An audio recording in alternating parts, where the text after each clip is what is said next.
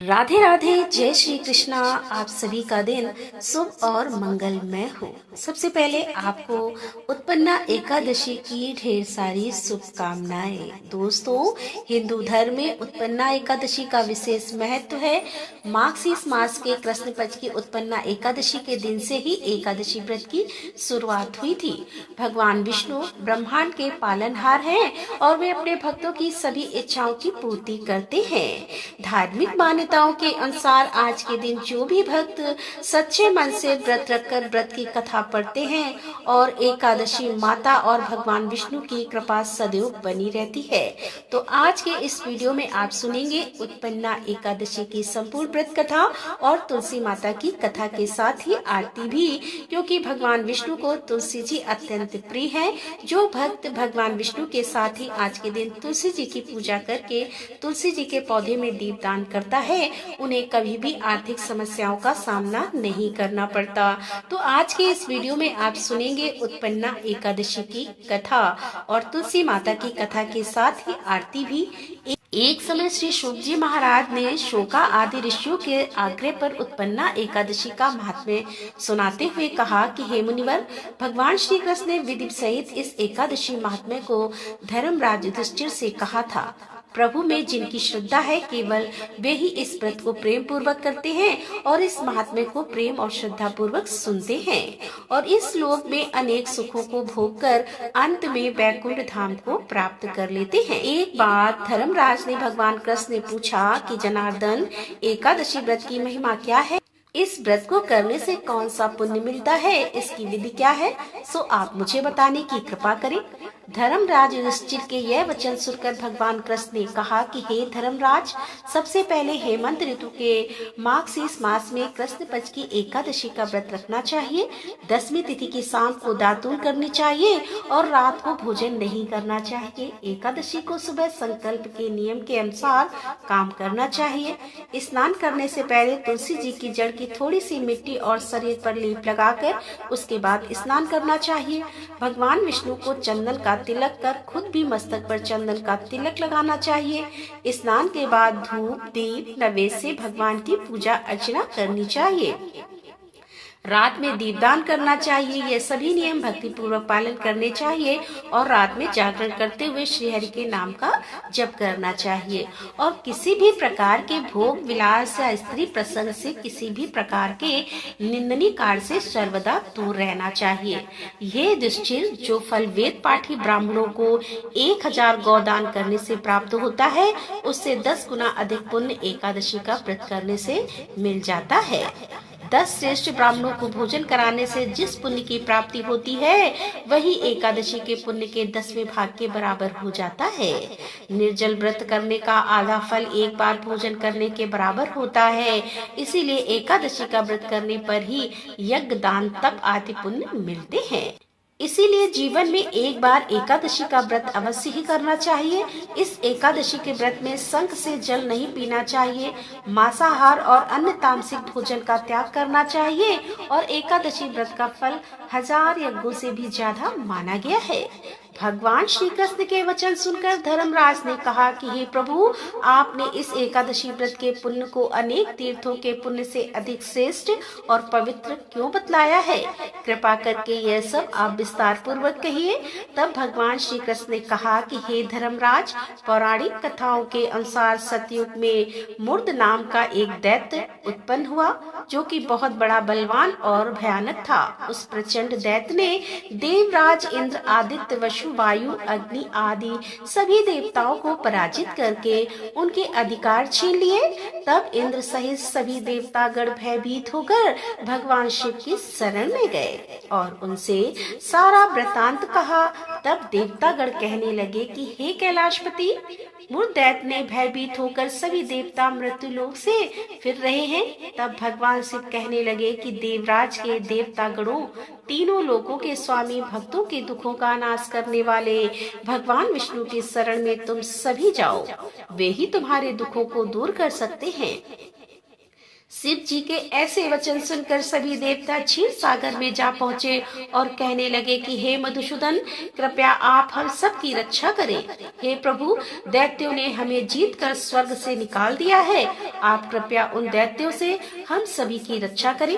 देवराज इंद्र के ऐसे वचन सुनकर भगवान विष्णु कहने लगे, ऐसा माया विधाते कौन है जिसने सभी देवताओं को जीत लिया है? उसका नाम क्या है? उसमें कितना बल है? वह किसके आश्रय में है और उसका स्थान कहाँ पर है? ये सब वृतांत मुझसे कहो। यह सुनकर देवराज इंद्र कहने लगे कि भगवान, प्राचीन समय में नाड़ी जंग नाम का एक राक्षस था। उसके महापराक्रमी और लोक विख्यात मुर्द नाम का एक पुत्र उत्पन्न हुआ।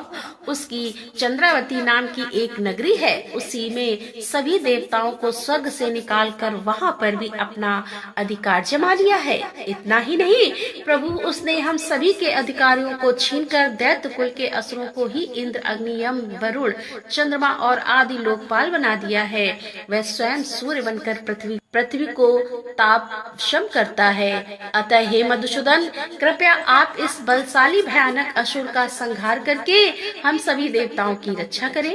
देवेंद्र के मुख से ऐसे वचन सुनकर भगवान विष्णु कहने लगे कि हे देवताओं, मैं आपके शत्रु का शीघ्र ही संहार करूंगा। आप सभी इसी समय मेरे साथ चंद्रावती नगरी चलिए। देवताओं की पुकार पर भगवान विष्णु तुरंत ही उनके साथ चल दिए। उधर दैत्य आजमुर ने अपने तेज से जान लिया था कि श्री विष्णु युद्ध की इच्छा से उसकी राजधानी की तरफ आ रहे हैं। इसीलिए अपने राक्षस योद्धाओं के साथ वह भी युद्ध भूमि में आकर गरजने लगा। देखते ही देखते भीषण युद्ध प्रारंभ हो गया।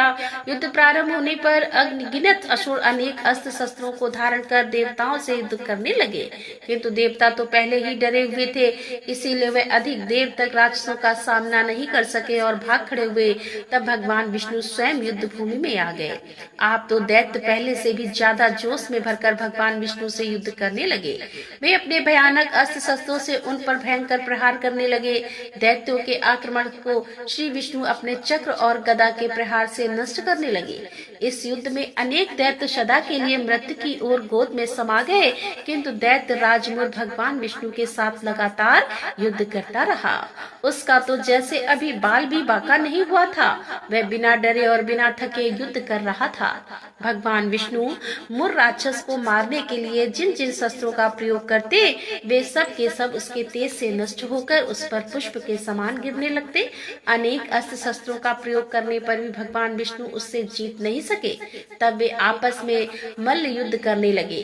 भगवान श्री हरि उस असुर देवताओं की रक्षा हेतु सहस्र वर्ष तक युद्ध करते रहे, किंतु उस असुर से जीत नहीं पाए। अंत में भगवान विष्णु शांत होकर विश्राम करने की इच्छा से बद्रिकाश्रम स्थित 38 कोस लंबी एक द्वार वाली हेमवती नाम की गुफा में प्रवेश कर गए। धर्मराज, उस गुफा में प्रभु ने फिर शयन किया। भगवान विष्णु को ढूंढते ढूंढते उनका पीछा करते करते मूर्धमक दैत्य भी वहां चला आया था। भगवान श्री हरि को सोता हुआ देखकर वह उन्हें मारने को तत्पर हो गया। वह सोच रहा था कि मैं आज अपने चिर शत्रु को मारकर हमेशा के लिए निष्क हो जाऊंगा, परंतु उसकी यह इच्छा पूर्ण नहीं हो सकी, क्योंकि उसी समय भगवान विष्णु की दिव्य देह से एक दिव्य वस्त्र धारण किए हुए अत्यंत मोहिनी कन्या प्रकट हुई। प्रकट होते ही वह कन्या राक्षस को ललकार कर उससे युद्ध करने लगी। उस कन्या को देखकर राक्षस को घोर आश्चर्य हुआ और वह यह सोचने लगी कि ऐसे दिव्य कन्या कहां से उत्पन्न हो गई, और फिर वह असुर उस कन्या से लगातार युद्ध करता रहा। कुछ समय बीतने पर उस कन्या ने क्रोध में आकर उस दैत्य के अस्त्र शस्त्रों के टुकड़े टुकड़े कर दिए, उसका रथ तोड़ डाला। अब तो उस दैत्य को बड़ा ही क्रोध आया और वह सारी मर्यादाएं भंग करके उस कन्या से मल्ल युद्ध करने लगा। उस तेजस्वी कन्या ने उसे धक्का मारकर मूर्छित कर दिया। उसकी मूर्छा टूटने से पहले उसका सिर काटकर धड़ से अलग कर दिया। सिर काटते ही वह असुर धरती पर गिरकर मृत्यु को प्राप्त हो गया। बाकी बचे हुए असुर अपने राजा का ऐसा दुखद अंत देखकर भयभीत होकर पाताल लोक में भाग गए। उधर भगवान विष्णु जब निद्रा से जागे, तब उस असुर को मरा हुआ देखकर उन्हें घोर आश्चर्य हुआ और वे सोचने लगे कि इस महाबली को किसने मार डाला। तब वह तेजस्वी कन्या श्री हरि से हाथ जोड़कर कहने लगी कि हे प्रभु, हे जगदीश्वर, हे असुर आपको मारने को तत्पर था, तब मैंने आपके शरीर से उत्पन्न होकर इस असुर का वध कर डाला। कन्या की बात सुनकर भगवान बोले, देवी तुमने इस असुर को मारा है, इसीलिए मैं तुम पर अत्यंत प्रसन्न हूँ। इसे मारकर तुमने तीनों लोकों के देवताओं के कष्टों को दूर कर दिया है, इसीलिए आज तुम अपनी इच्छा अनुसार वरदान मांग लो, मैं तुम्हारी हर इच्छा को पूर्ण करूंगा। भगवान की बात सुनकर वह कन्या बोली कि हे प्रभु, मुझे यह वरदान दीजिए कि जो भी मनुष्य या देव मेरा व्रत करे या मेरा ध्यान करे, उसके सभी पाप तुरंत ही नष्ट हो जाए और अंत में उसे स्वर्ग लोक की प्राप्ति हो जाए। मेरे व्रत का आधा फल व्रती को मिले और उसका आधा फल एक समय भोजन करने वाले को मिले। जो श्रद्धालु भक्त भक्ति पूर्वक मेरे इस व्रत को करे, वो निश्चय ही वैकुंठ लोक को प्राप्त कर ले। प्रभु, जो मनुष्य मेरे व्रत में दिन और रात केवल एक समय ही फलाहार करे, वह धन धान से भरपूर रहे और कृपा करके हे प्रभु मुझे ऐसा वरदान दीजिए। तब भगवान श्री हरि कहने लगे कि हे कन्या, ऐसा ही होगा, मेरे और तुम्हारे भक्त एक ही होंगे और अंत में संसार में प्रसिद्धि को प्राप्त करके वे मेरे लोक को प्राप्त कर लेंगे। कल्याणी, क्योंकि तुम एकादशी को पैदा हुई हो, इसीलिए तुम्हारा नाम भी एकादशी हुआ, और क्योंकि तुम मेरे अंश से उत्पन्न हुई हो, इसीलिए उत्पन्ना एकादशी के नाम से जानी जाओगी। जो मनुष्य इस दिन व्रत रखेंगे, उनके सभी पाप नष्ट हो जाएंगे। तुम अब मेरे लिए तीज, अष्टमी, नवमी और 14 से भी अधिक प्रिय हो गई हो। तुम्हारे व्रत का फल सभी तीर्थों के फल से भी महान होगा। यह बात मैं एकदम सत्य कहता हूँ, इसमें तनिक भी संदेह नहीं है। ऐसा कहकर श्री हरि उसी स्थान पर अंतर ध्यान हो गए। भगवान श्री कृष्ण कहने लगे कि हे धर्मराज, एकादशी के व्रत का फल सभी व्रतों और सभी तीर्थों के फल से भी बढ़कर है। एकादशी का व्रत करने वाले मनुष्यों के शत्रुओं का मैं जड़ से नाश कर देता हूँ। उन मनुष्यों के जीवन के जो भी कष्ट होते हैं, मैं उन्हें भी दूर करता हूँ। इसीलिए मुझे अत्यंत प्रिय एकादशी के व्रत को करने वाले प्राणी सभी ओर से निर्भय और सुखी होकर अंत में मोक्ष को प्राप्त होते हैं। हे कुंती पुत्र, यह मैंने तुम्हें एकादशी की उत्पत्ति के विषय में बतलाया है। एकादशी व्रत सभी पापों को नष्ट करने वाला और सिद्ध प्रदान करने वाला है। श्रेष्ठ मनुष्य को दोनों पक्षों की एकादशी को एक समान समझना चाहिए, उनसे भेदभाव नहीं करना चाहिए। जो मनुष्य इस एकादशी महात्म्य का श्रवण या पठन करेंगे, उन्हें अश्वमेध यज्ञ के समान फल की प्राप्ति होगी। श्री सूक्त जी महाराज इस कथा को सुनाकर कुछ क्षणों के लिए मौन हो गए। एकादशी व्रत भगवान विष्णु की साक्षात शक्ति है। जिस शक्ति ने उस असुर का वध किया, जिसे भगवान भी जीत पाने में असमर्थ हो रहे थे, उसी शक्ति के आगे मनुष्य के पाप रूपी असुर भला कैसे टिक सकते थे। जिस शक्ति ने देवताओं के कष्ट को हर कर उन्हें सुख प्रदान किया, वह प्राणी मात्र को क्या कुछ नहीं दे सकती। सुख, समृद्धि, शांति और मोक्ष सब कुछ आसानी से ही प्राप्त हो सकता है। पौराणिक कथा के अनुसार प्राचीन काल में जालंधर नाम का एक राक्षस हुआ करता था, जिसने चारों तरफ बहुत उत्पात मचा रखा था। वह राक्षस बहुत ही वीर और पराक्रमी था। राक्षस की वीरता का रहस्य था उसकी पत्नी वृंदा का पतिव्रता धर्म, और वृंदा अपने इस पतिव्रता धर्म का पालन बहुत अच्छे तरीके से करती थी। पत्नी के व्रत के प्रभाव से ही वह राक्षस इतना वीर बन पाया था। उसके उत्पात और अत्याचार से परेशान होकर देवतागण भगवान विष्णु के पास गए और उनसे राक्षस से बचने की गुहार लगाई। सभी देवताओं की प्रार्थना सुनकर भगवान श्री विष्णु वृंदा का पतिव्रत धर्म भंग करने का निश्चय किया। भगवान ने जालंधर का रूप धरा और वृंदा के महल में पहुंच गए। जैसे ही वृंदा की नजर अपने पति पर गई, वह तुरंत पूजा से उठ गई और जालंधर का रूप धरे भगवान विष्णु के चरण छू लिए। जिस समय वृंदा पूजा के लिए बैठी हुई थी, उस समय उसका पति राक्षस जालंधर युद्ध के मैदान में युद्ध कर रहा था। तभी युद्ध के मैदान में से उसके पति का कटा हुआ सिर उसके आंगन में आकर गिर पड़ा। वृंदा को यह देखकर बड़ा क्रोध आया। उसने सोचा कि अगर मेरे पति यहाँ हैं तो आखिर यह कौन खड़े हैं। उसी समय सामने भगवान विष्णु खड़े हुए नजर आए। तब क्रोधित होकर वृंदा ने भगवान विष्णु को श्राप दे दिया कि आप पत्थर के बन जाओ। वृंदा के श्राप से श्री विष्णु तुरंत ही पत्थर के बन गए। यह देखकर लक्ष्मी जी ने वृंदा से भगवान विष्णु को श्राप से मुक्त करने की प्रार्थना की। माता लक्ष्मी के अनुरोध पर वृंदा ने भगवान विष्णु के शाप को विमोचन कर दिया और स्वयं अपने पति का कटा हुआ सिर लेकर सती हो गई। जहाँ पर वृंदा सती हुई वहीं पर उस राख से एक पौधा उत्पन्न हुआ जिसे भगवान विष्णु ने तुलसी का नाम दिया और कहा कि सालिग्राम नाम से मेरा एक रूप इस पत्थर में रहेगा जिसकी पूजा तुलसी जी के साथ ही की जाएगी। ये थी एकादशी व्रत की कथाएं। अब सुनिए आरती। ओम जय एकादशी माता मैया, जय एकादशी माता। विष्णु पूजा व्रत को धारण कर शक्ति मुक्ति पाता। ओम जय एकादशी माता, तेरे नाम गिना देवी भक्ति प्रदान करनी। गण गौरव की देनी माता शास्त्रों में वरनी। ओम जय एकादशी माता, मार्ग शीर्ष के कृष्ण पक्ष की उत्पन्ना विश्वतारण। जन्मी शुक्ल पक्ष में हुई मोक्षता मुक्तिदाता। जय एकादशी माता, पौष के कृष्ण पक्ष की सफला नामक है।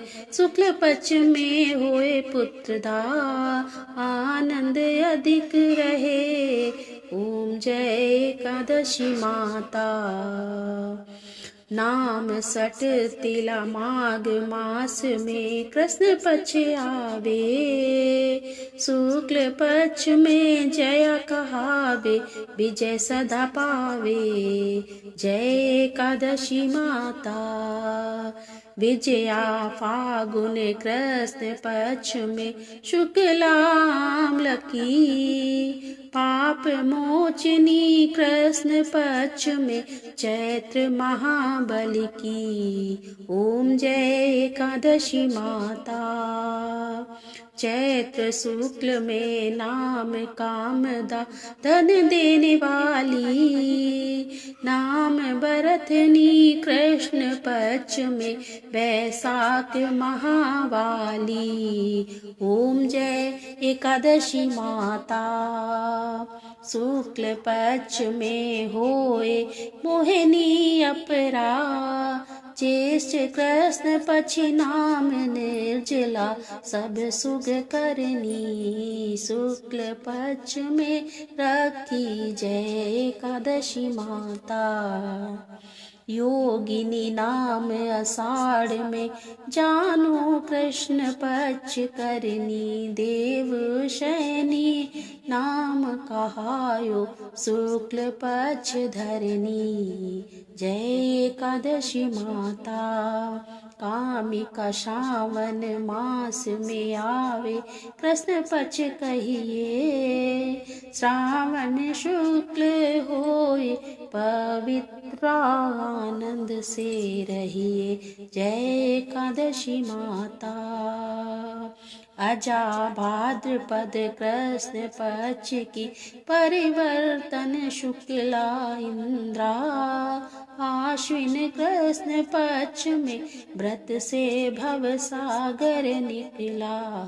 जय एकादशी माता, आपन कुशा है शुक्ल पक्ष में आप हरणहारी। रमा कार्तिक में आवे सुखदायक भारी। ओम जय एकादशी माता, देवोत्थानी शुक्ल पक्ष की दुख नाशक मैया। पावन मास में करूं विनती पार करो नैया। ओम जय एकादशी माता, परमा कृष्ण पक्ष में होती जन मंगल करनी। शुक्ल पक्ष में होई पद्मनि दुख दारिणी। ओम जय एकादशी माता, जो कोई आरती एकादशी की भक्ति सहित गावे, जन गुरु दीता स्वर्ग का वास निश्चय पावे। ओम जय एकादशी माता, मैया जय एकादशी माता। बोले एकादशी मैया की जय, वो विष्णु भगवान की जय।